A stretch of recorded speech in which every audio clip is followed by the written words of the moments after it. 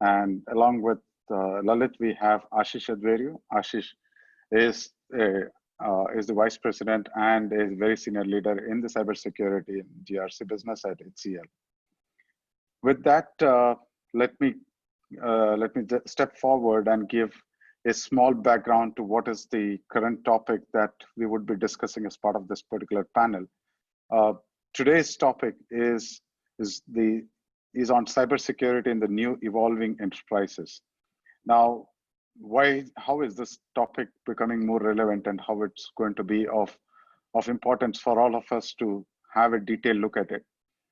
It's based on the fact that in today's enterprises, as they are adopting newer technologies or solutions, such as, say, multimodal applications, cloud computing, smart HVACs, or heating and air conditioning systems, smart building solutions, IoT solutions, and smart manufacturing, smart warehouses, smarter energy and utilities, and also more and more consumption from utilizing the different technology advances where the user would be performing their task for the success of the enterprise, and where they're also bringing on board different service partners to whom offer critical services to help in the enterprise growth objectives.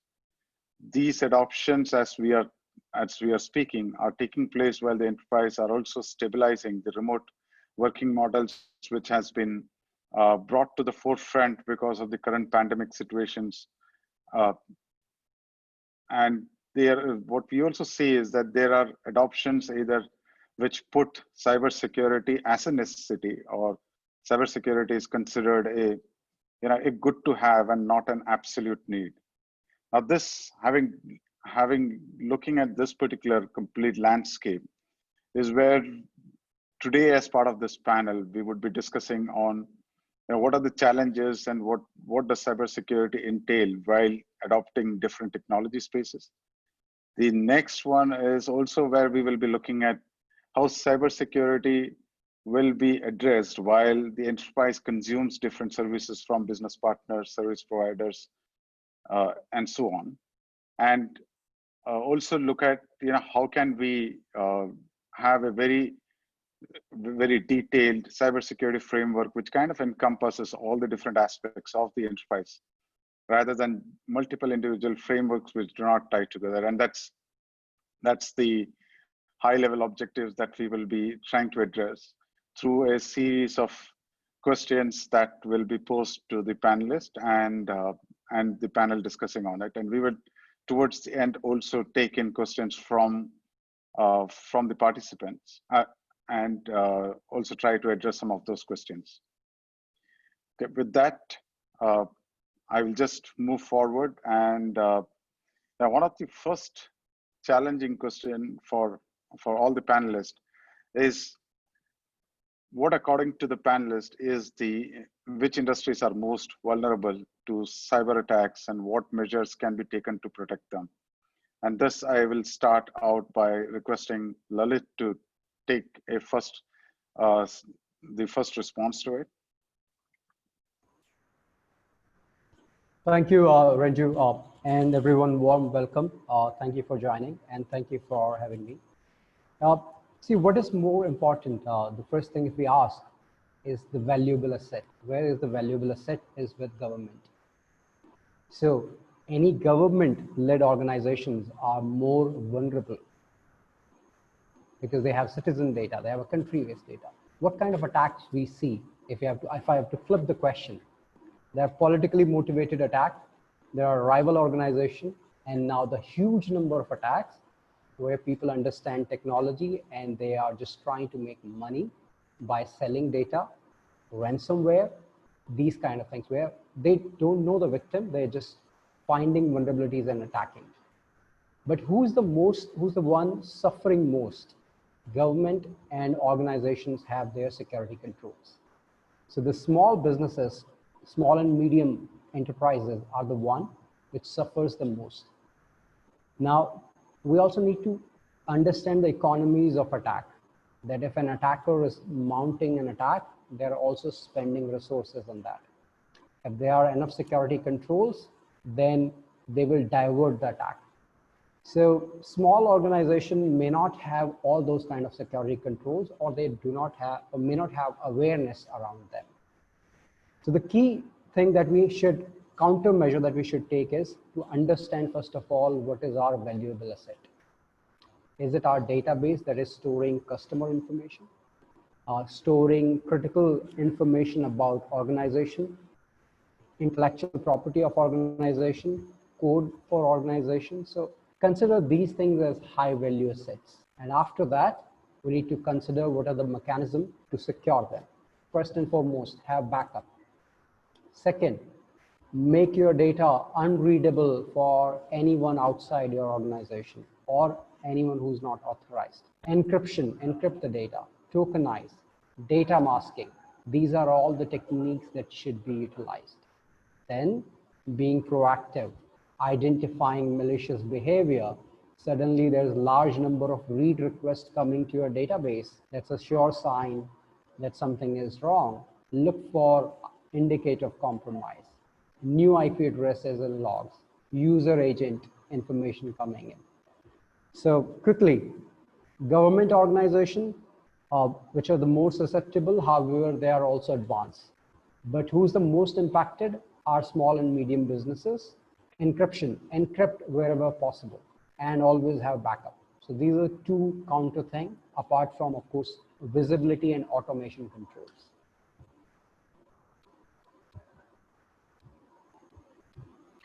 Thank you, Lalit. I think that's a good insight, and it's a very, very valuable aspect of how we have to look at the critical activities and critical data, and at the same time, what kind of awareness has to be created. I will move on to hear on Ashish's view to this particular question.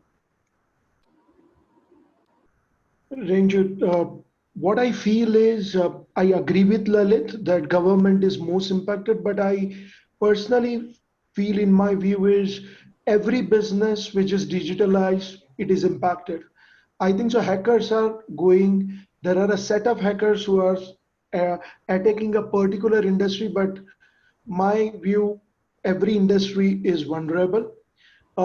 And agree with Lalit on the second part is we might need to look at the crown of jewels, their exposure, and how we can secure again unauthorized access. And in case it is compromised, what are the backup solutions we are having in place, and how we can make sure our enterprise is built with a resilient, because that will only save. Look at is the pandemic what we are in. Wherever the person is globally impacted, and we need to make sure how our business can run and deliver the services what has been demanded by our consumer. Thanks, Ashish. I think that's a good addition to the insightful insights that Lalit had provided. The only few things that I would also want to add to this is,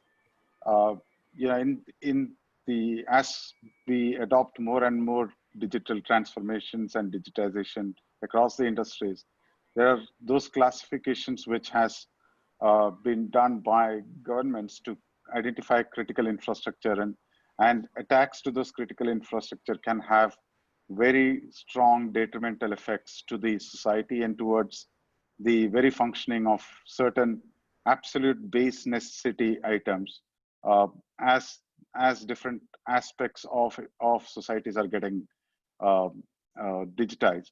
The second critical industry that I also believe is any of those major industries which are kind of establishing and helping the economic growth of the country would also have would also be the target to many of these attacks. And from a measured standpoint, exactly like what Lalit mentioned, yeah, there is an absolute need to improve and increase awareness, and also to a fact of not ensuring that people do not get carried away by very, very lucrative schemes that are rolled out, and also to look at how how to protect their environment by not allowing any kind of malware or not approved kind of softwares to be to enter into the ecosystem or the personal ecosystem, like the different devices that users have got, because they would then use that as a channel back into attacking the critical infrastructure or the critical economic activities for the country, and that's going to be the most challenging aspect. Now with that, there's been one okay, the next question would be to Ashish, and that would be on, we know that the mobile networks, phone networks are critical infrastructure for voice and data, and what are the steps that mobile service providers are taking to ensure cybersecurity? Renju, we are seeing that because of the mobile growth and how data is an integral part of the mobile network, we see that they need to get the cybersecurity integrated at their backend also, as well as the front end from where they are integrating the complete mobile devices and all.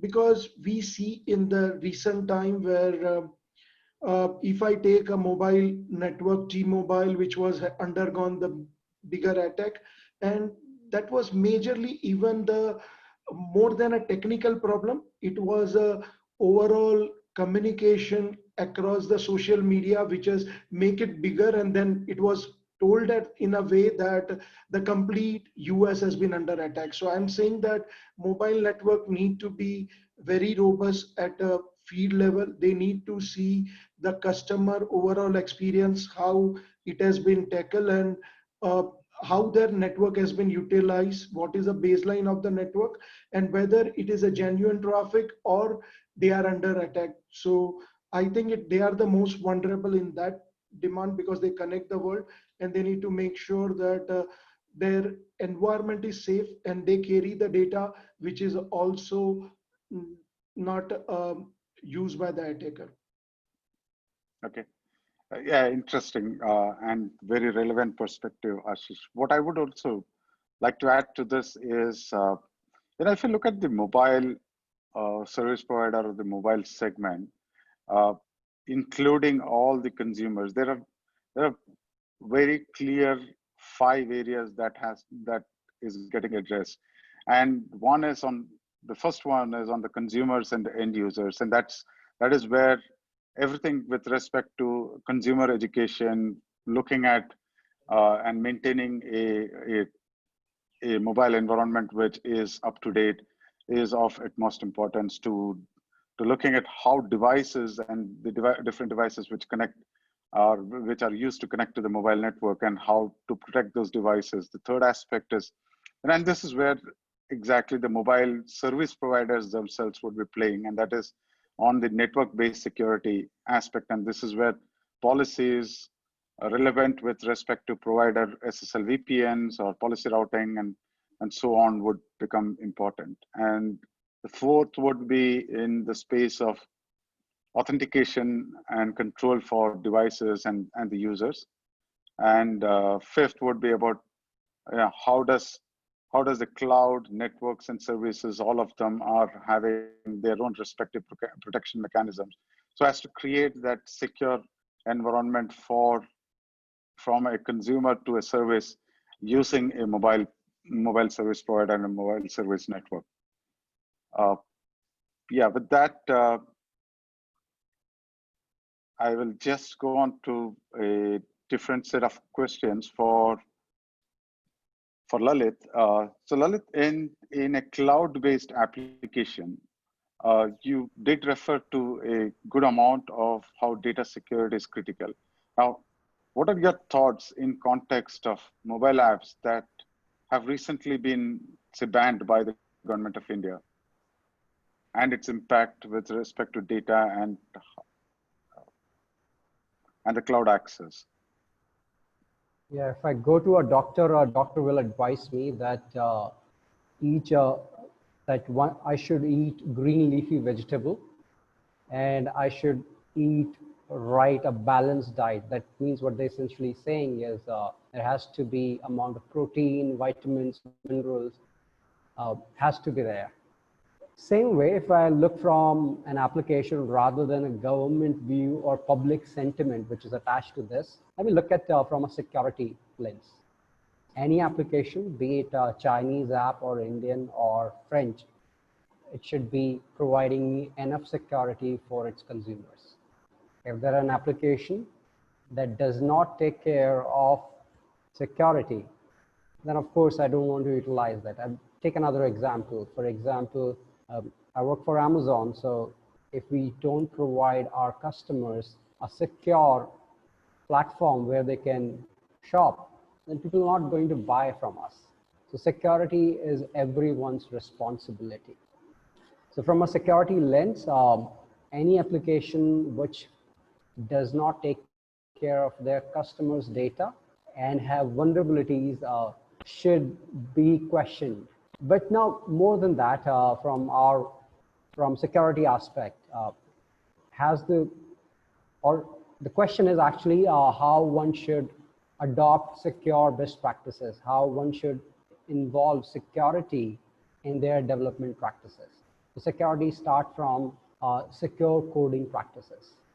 Web security 101, for example, while you're writing queries, you should not be writing unparameterized query for SQL because they will allow SQL injection. While you can stop that injection by using a web application firewall, but that web application firewall is acting like a bandage on top of the vulnerability that you have written in the code. If there are injection flows, if there is a broken authentication, and am I exposing sensitive data? So I have to take care of everything that when I'm taking some customer's data, where I'm writing it. Am I writing it in a storage which is not secured? Am I classifying data? What data is identifiable data for a customer? Can I identify someone's identity and I can physically trace people or identify their records? So that's a bad security design. So one should be careful enough about data classification and how to store the data, who have access to that data. The biggest one is security misconfiguration. Security misconfiguration is, if I take example, Pinterest, when it was launched, it also had a lot of vulnerabilities. So it's not that application does not have vulnerabilities. There's a culture now of MVP, which is a great culture if you ask me, because there's a minimal viable product and then organization keep on reiterating onto them. But then security is something that should be at the core of it.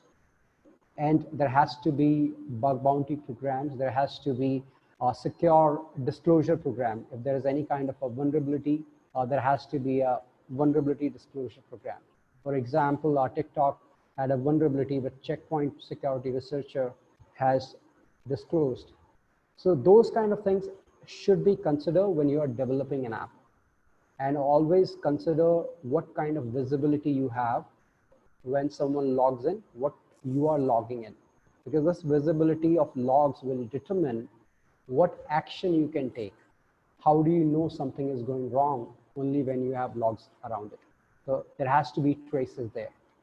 So I'll rather than government perspective or sentiments, I'll look more from the perspective of how one should adopt these security best practices in their organization.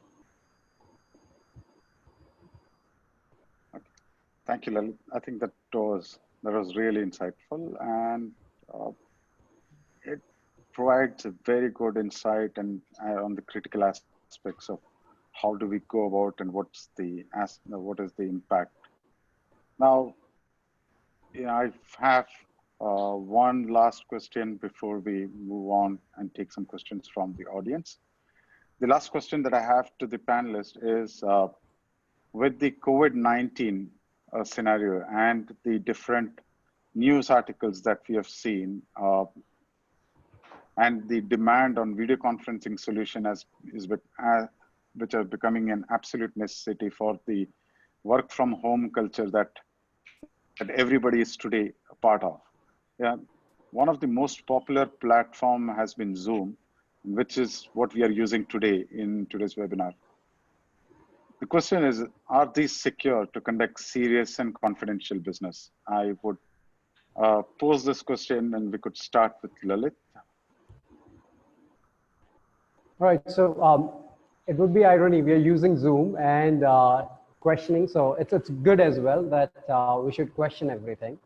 That's the core principle of security. So from a user perspective, we have seen all our kids, they're utilizing, the teachers are mostly utilizing Zoom for education. All artists or anybody who's conducting online classes primarily relying on Zoom.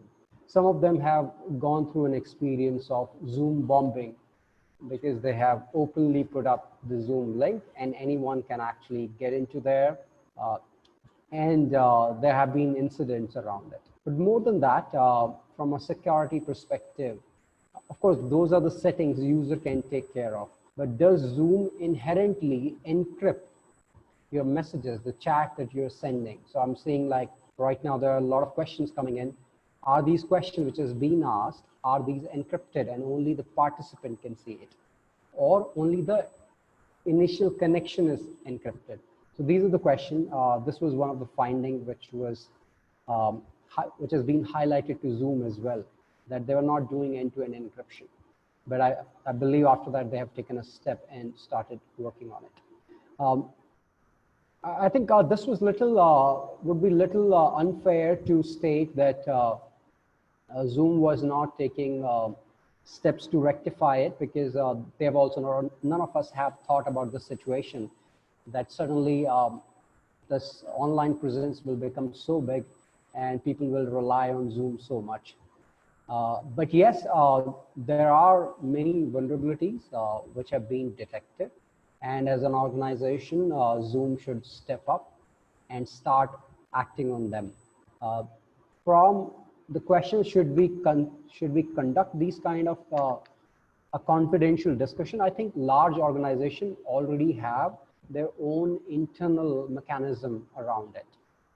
And there are multiple ways of people to communicate over apart from Zoom. If you think that your IP is being discussed, it's your internal product roadmap is being discussed, certain vulnerabilities of your system, then utilize the channel which you rely most on, or got a premium subscription for those. So like there are Blue Jeans, there's a Chime, there's a Slack, and multiple channels around it, which you can control.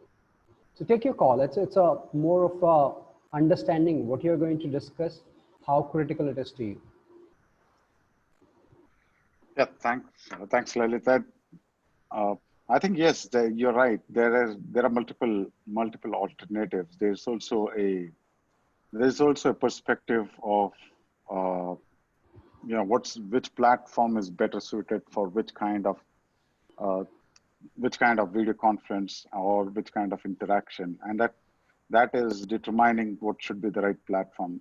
Now, while there are different initiatives that has also been launched by Government of India, predominantly trying to encourage the development of a competitive platform to Zoom, we might be limited with the current existing platforms based on choices that is being done or adopted by the different enterprises, different faculties, different institutions. I think that's still going to be defining what's the kind of platforms that can be used. The second aspect is, because of a lot of scrutiny on many of these platforms, there has been a complete increased focus on the security aspects. And we've seen a lot of security improvements being introduced from end-to-end encryptions to an encrypted video calls, which are encrypted and so on. But they are also dependent on vulnerabilities that might exist in the platform, which has not yet been exploited or identified. And it's true for all the platforms, because like Lalit, what you rightly said, that being software platforms, there are opportunities, there are possibilities of vulnerabilities which can exist and which can be identified in the coming future, and which can also have very interesting exploits. With that, I will also move on to Ashish to actually check on his viewpoint to this particular question. Just, Renju, one more thing which has come into overall Zoom discussion was uh, they are encrypting the data and where they are storing that encryption keys and who is having a authorized to access that. And that was one of the areas where people were started questioning, or Zoom was in kind of a center of discussion point. And the second point also looked at how the organization is working, like, how the Zoom application development is happening, how the hierarchy of that application developer and how they go to CEO hierarchy, and that was kind of a flat. And these are some of the points. Their encryption servers initially were supposed to be in China. They have now diversified. Now they are saying that. And as you were also mentioning, there is a also need to know is everything in this conference call, whatever chat also we are making, is this is secure, encrypted, and who is having access to this encryption key. So the overall with the security, what transparency company is giving to overall consumer, and how they can ensure that this particular application when we are using, it is safe, it is not be intruded by anybody, only authorized users are having encryption. If it is right now, as we see, it is getting recorded, how securely that recordings or their chat messages are present, and only authorized consumer have the access to that. Even the Zoom staff should not have access to that. That's what I feel is a transparency which need to be maintained. Okay, thanks, Ashish. I think I believe that that was a very, very insightful conversation and discussion on few critical and interesting topics. I would now move on to look at the questions that has been posed on as part of the Q&A. So, Ranju, Damnesh here. Thank you for taking this Zoom question, because we have over 250 participants right now in the webinar, and I see quite a few were asking about that we are conducting webinars on cybersecurity, and we are doing it on Zoom. So thanks for clarifying to everyone, and as well as enlightening that what is a secure system and how Zoom fit into that. I'll ask. There are some questions which the attendee has asked, and that is, one is related to hackathon. So this webinar is part of the hackathon which we are currently doing, SCL Hack IITK 2020. So I wanted to just give a little bit information about the hackathon to everyone. And I'll just share my screen so that everyone can see. Hi everyone. We are conducting this webinar as a part of the hackathon, which we are doing with IIT KANPUR C3i. The CyberSecurity Lab is organizing it. You can go to hackathon.iitk.ac.in to know about the hackathon. It is currently in the registration mode.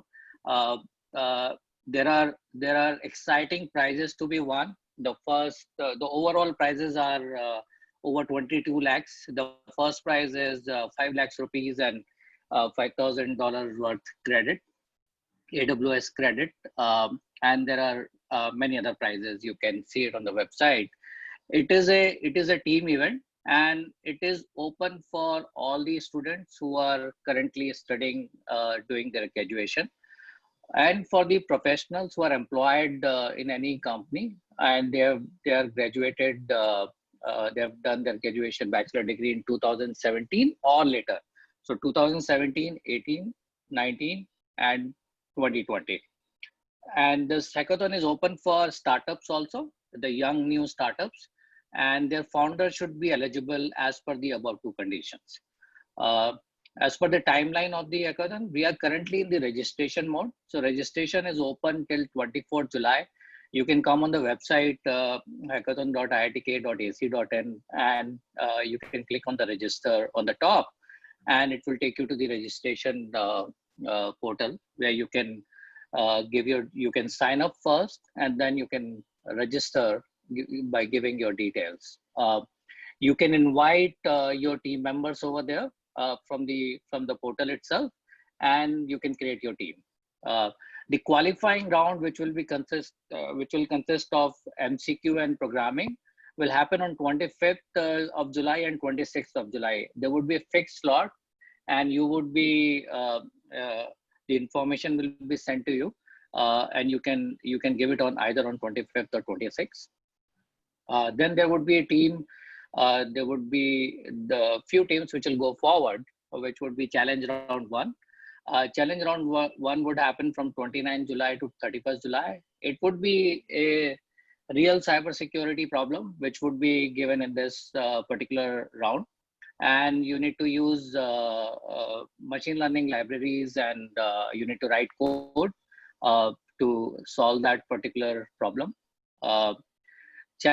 Whoever crossed to challenge round 1 from the qualifying round, they would participate in challenge round 2, which is open from 2nd August till 5th August. And again, this would be a cybersecurity problem. You need to code and use ML libraries to solve that. Result would be announced on 15th of August, which is an Independence Day for us, and we would be announcing the result on 15th of August. And there would be an online award function, which we'll do. We have quite a few eminent jury. The Dr. Saurabh Srivastava, who is an entrepreneur, angel investor, and VC. He's a Padam Shri. He is the chairman of the jury. And our chief mentor and advisor is Professor Maninder Agrawal, who is the director of CyberSecurity Hub, IIT Kanpur. And he's a professor of computer science and engineering, IIT Kanpur. And then we have the jury members, who is Professor Sandeep Shukla, who is an IIT Kanpur professor, Vinayak Godse, who is the vice president with the DSCI, Data Security Council of India, who is the partner also in this event. Ranju, who is part of this webinar also, he is one of the jury member working with the SCL Technologies. Ashish, who is also part of this webinar, is one of the jury member. Priya, who is working with the IBM, and she's part of the jury. And Durga Prasad, who is a solution architect with AWS, he is also part of the jury. This particular hackathon is, we have multiple partners to it. It is conceptualized by C3i, and SCL is the title sponsor. It is the partners are DSCI and National Center of Excellence, which is for cybersecurity technology development and entrepreneurship. It is a government initiative. They partner to us. Our gold sponsors are AWS and IBM. And IIT Kanpur is the hosting one. So this is about the hackathon. You can go to the website, see it, see the details. Now for question and answer, you can put a question and answer in the chat box, or you can raise your hand, and we can take your questions one by one. So if you raise your hand, we'll allow you to speak and raise your questions. Now, Ranju, there are some questions there on the chat box, and one of the question is that how do somebody start about learning about the cybersecurity? So I understand most of our audience is from the colleges, so there are some relevant questions like people have written that they are new to cybersecurity area, they want to learn, but most of the books and things which they find, they're little bit older to what's happening in the industry. So how do they update their knowledge, and how do they learn about it? Yeah, so Damnish, let me take first. Let me try to answer that question. There are multiple avenues for that. One is there's a very focused set of courses that has been finalized as part of the Sector Skills Council part of Data Security Council of India, where they have gone about creating and defining the different qualification packs and the associated syllabus and training material, which are provided through some of the universities, colleges, and institutions like CDAC. That's one source of, and this is this.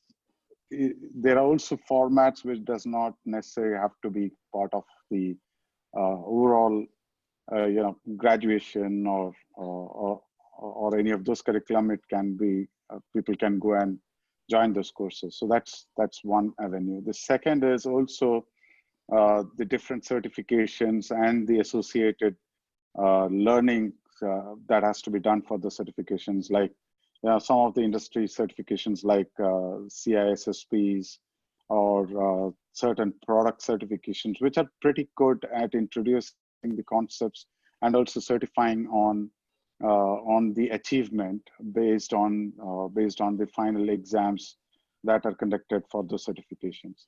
And third is there are programs that are also run by different enterprises or entities, who provide cybersecurity services, where they have programs, internal programs, where the graduate engineers are then put through those programs, where they're introduced to cybersecurity and then specialized on certain areas of cybersecurity. So that's what I could say to that question there. Okay, Renu. Thanks. And there's a question from Nilay Bhatnagar. He has asked multiple questions, but let me summarize it. It's saying that most of right now we have just too many devices. So if there is any implementation which happen, it is consist of many devices, mobile phones. There could be an IoT devices. There could be sensors. So is there the cybersecurity platforms which are available? Do they consider this multi-devices? How are they?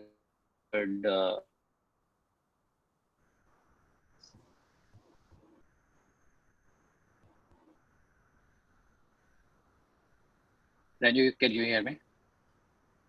Yeah, I'm not sure. Yeah. So I would actually request Lalit if he could give some insights into that aspect. Yep. So there are multiple. See, we are seeing all kind of startups has emerged in last 4-5 years, and right from delivery to food, to cabs, to content sharing, IoT devices, smart cars, smart AC, everything is coming on board. Now the question that we has to consider is that will a consumer will always be up to date with all the technology? No, the whole idea is that consumer should not be, it is not technical, and it should be ease of use. That's why your product will sell. If you're preparing anything, it should be easy to use. At the same time, when it comes to security, I think this is more to do with government regulations as well. We need to come up with more regulation on how the organization, if they are dealing with citizen data or a customer data, there has to be standard practices on how to collect those data, what data could be collected, how to process that data, and how to secure that data, how to disclose that data. So those kind of practices should be governed for all kind of startups as well, who are dealing with consumer data. Now, relating it to the question that we had, who are more susceptible, as I was saying, small and medium enterprises, but who are more related to government. For example, a startup who's capturing Aadhaar card data, a startup who's capturing PAN card data for KYC, a fintech. They are not related to government. They are a wallet company, but they are still doing KYC. So the more and more regulation from government side, so government should move more swiftly and try to put them under a regulation. That's a more scalable approach rather than putting the onus of security on consumer. Of course, consumer should be aware, but that's too much to ask every consumer to be tech savvy. Right, Lalit. So, Lalit, the further question to this is: are there regulation and compliances in place in India? If we take an example of India, are there regulatory compliances in place in terms of if somebody is dealing a personal data? So we keep hearing that this particular website data got hacked and all the credit cards and personal information was leaked, and the like there is an attendee Tushar Bhatia, he has asked the same question that so there is a lot of personal data which get leaked. Are there compliances and regulatory around it where the companies are liable for things on it? For most of the established organizations, there are compliances in place. For example, banking industry, telco industry, they are, but we have seen a spur of so many startups, and they are also now started collecting data because they are also dealing with multiple services. Now, are there all kind of compliances in place? No. Answer is no. But is government working on that? Yes, government is working on that. DIT has something called a center. Center is like, it's a short form for their cybersecurity mechanism, where they're watching out if there is an organization which is facing any kind of data breach or there is a compromise happening. So yeah, government has started taking action on it, but is it at the speed that we want? Of course, that's not true. So there is also a larger policy of a GDPR kind of compliance being built for India, is under work. But it's a little slow if you have to consider, but then we also have to consider other factor of the vastness of our country. Yeah, I just want to come back to the first question on learning, because I saw in the chat that multiple people are asking about how to learn about cybersecurity. I just want to take that, if I can take 1 minute on that. Sure. The old style of, thank you, Damnisha, for allowing me. Old style of learning is dead. Going to our college, I'm sorry to say this, on a platform conducted by IIT, the new style of learning is all digital. There are multiple websites which offer courses as low as $20 per month, $25 per month, that's the range. And there are many online courses, and you won't believe that there are so many things available on YouTube itself. There are many blogs. These are the source of learning new things.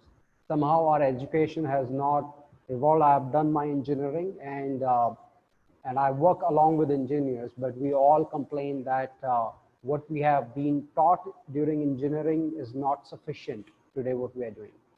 Other tip is, apart from online learning platform, follow the leaders in a particular domain. For example, cybersecurity, follow the leaders on Twitter, follow security researchers, check what they are talking about.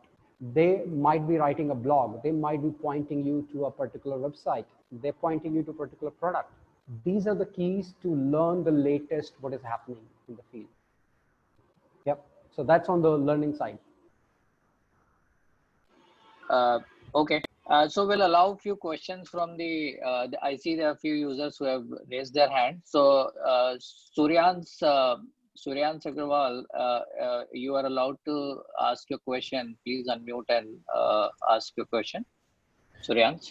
Yeah, so my question to the panelists is that in the situation of pandemic, if we take the case of startups, then they can't possibly have a dedicated cybersecurity department working for their products or for their solutions. But as we also see in this webinar, that in this era of digitization and video conferencing, this has become quite inevitable.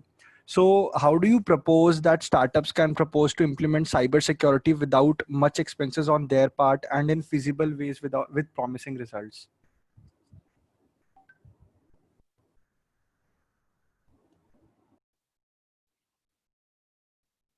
Raju? Yeah, I think that's a very, very interesting question, Damnesh, and very interesting question, Surenj. To the best of my knowledge, there are certain interesting what I would call as formats. One of the format is about how the startup incubation models, either being provided uh, by certain institutions or by state governments, have got or what they call as the clusters or cybersecurity clusters, where many of the common aspects with respect to cybersecurity and many of the common aspects with respect to infrastructure are being provided for, and the startups could be part of those segments. Now that's what I'm very well aware of. But now if that kind of a platform or a facility is not available, uh, I am, probably Lalit can help us put, or Ashish can put some, throw some light, is about any other platform which kind of provides for basic uh, security or security that's absolutely security that's necessity, and which can be then overlaid by certain security practices that the startups can involve. So I want to add on to this, Ranju. One, there is a misconception that there has to be a separate cybersecurity team. Today, if I ask what are the two top skills which are required in security domain, the number one skill required in security domain is knowledge of scripting language, and the choice of language is Python. If you look, all kinds of new tools being written are in Python. That's number one skill. While I'm hiring, I also look at this skill. Other skill is analytical skill, which is like, if I have to put it, SQL. One should know how to write SQL queries. These are the two most prominent skills. Today, there are tools, enough tools available, open source tools available, which could be deployed to achieve a desired security posture. The challenge why startups are not able to do so is because they are more focused on their ideas, and that's what they want to do. They want to solve a problem, but then they also need to start thinking about security, but because you have to save your idea from dying down, because there's many businesses I see get compromised because of just simple misconfigurations. So it's not that difficult. Plus, if you want to do an advanced security, there are alternate open source tools exist. If you know your application well, cybersecurity is not difficult. Thank you, Lalit.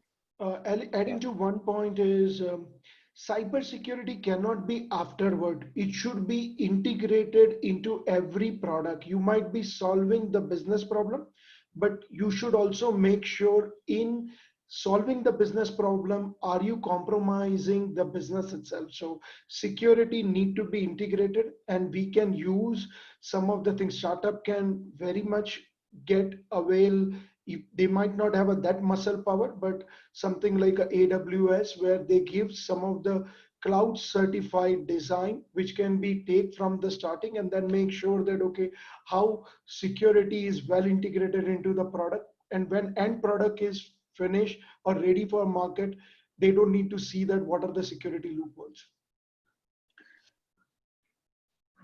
Okay.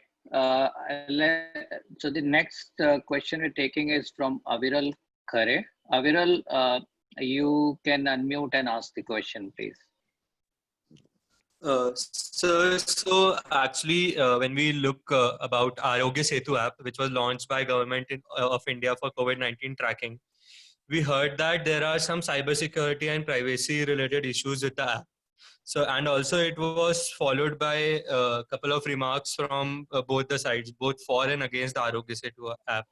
So what is your take on this? Like, was there actually some privacy related issues with the app? And if there were, how can we tackle them?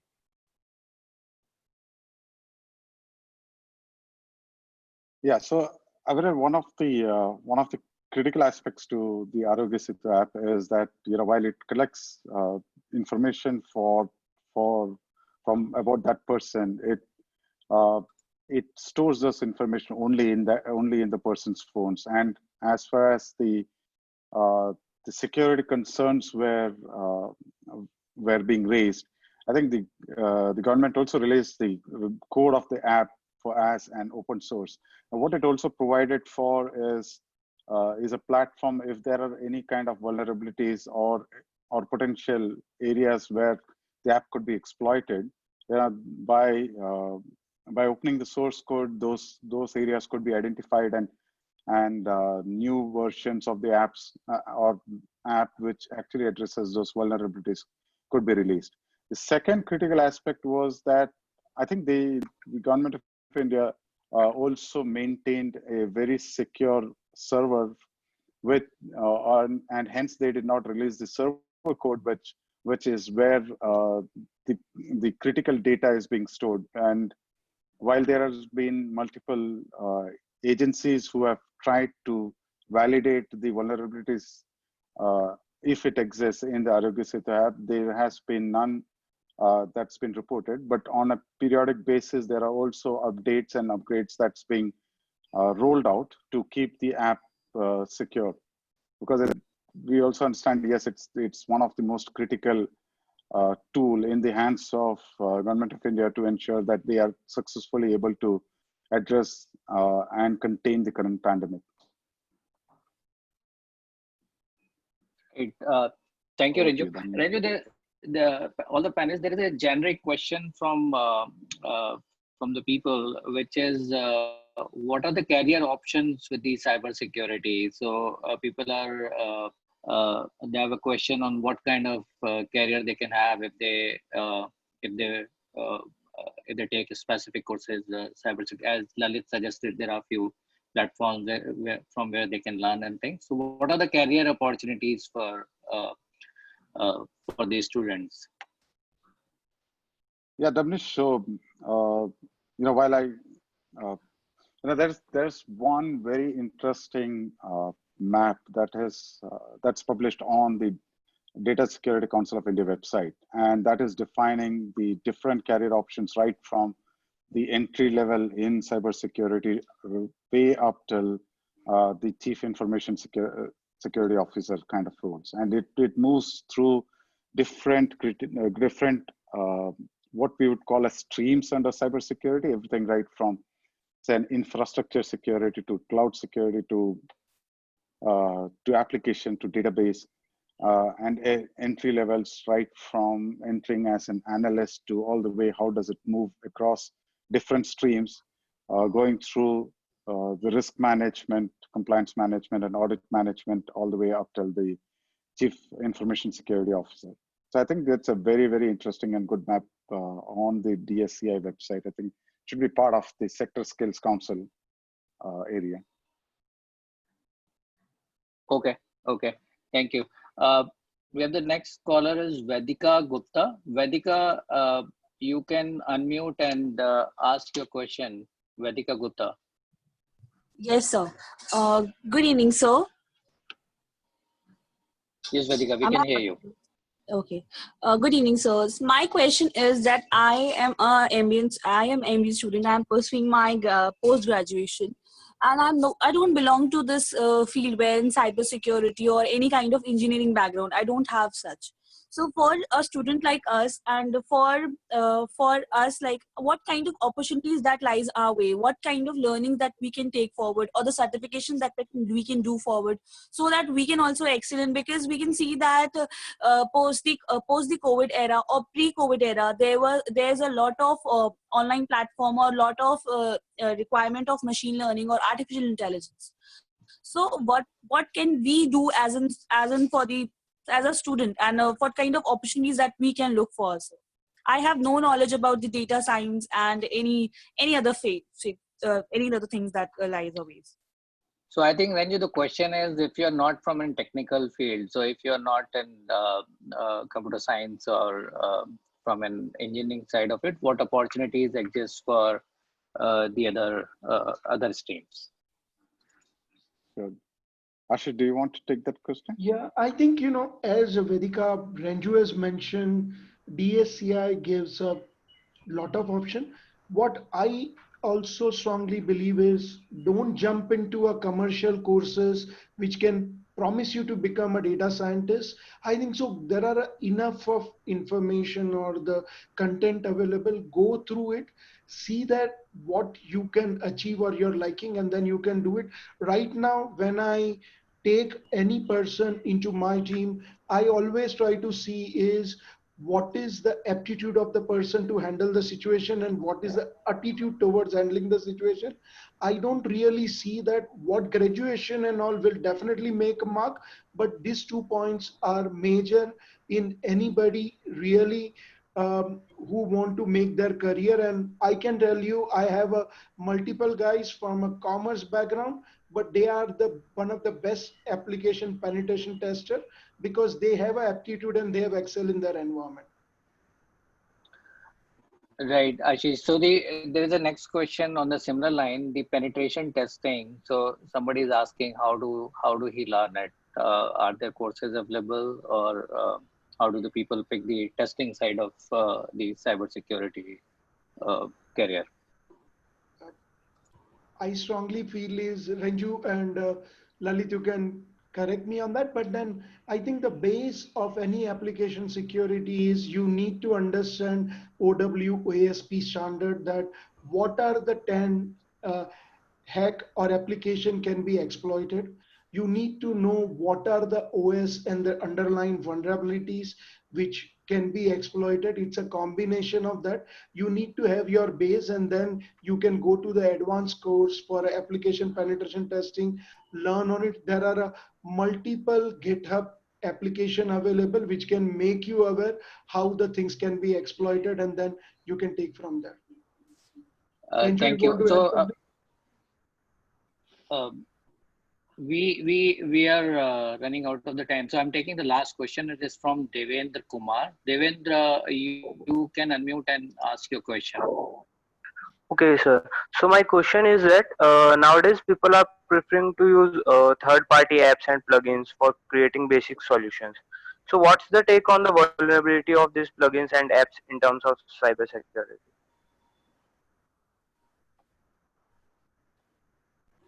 Yeah, so the third-party apps, they should also go through rigorous testing.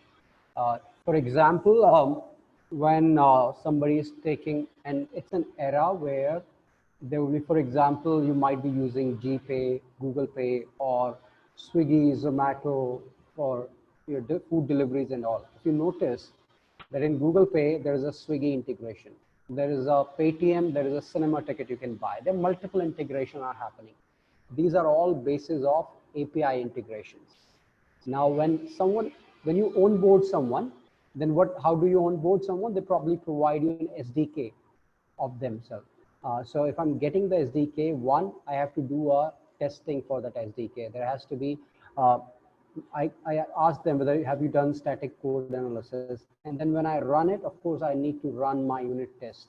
I need to see if there is an authentication mechanism work as described in the documentation. If there is any broken authentication, can I enumerate and change things and land up to a different page? So all those kind of things we should be aware of. So there's a proper mechanism of testing them, not just simply taking a plugin. Okay. So I think it was really a useful session. Raju, thank you very much for chairing it. And Ashish and Lalit, thanks for your expert answers and the insights into cybersecurity. Everyone, if you have any questions on the hackathon, you can write it on hackathoniitk@gmail.com. You can go to the website hackathon.iitk.ac.in. This email address is mentioned there. If you have any kind of questions, you can just write it to it. We would be happy to answer it. And we'll look forward to have you in the hackathon, participate. And in case of any questions, just feel free to write to us. Thank you, everyone. With this, we close today's webinar. Thank you very much. Enjoy your day. Thank you. Thank you, everyone.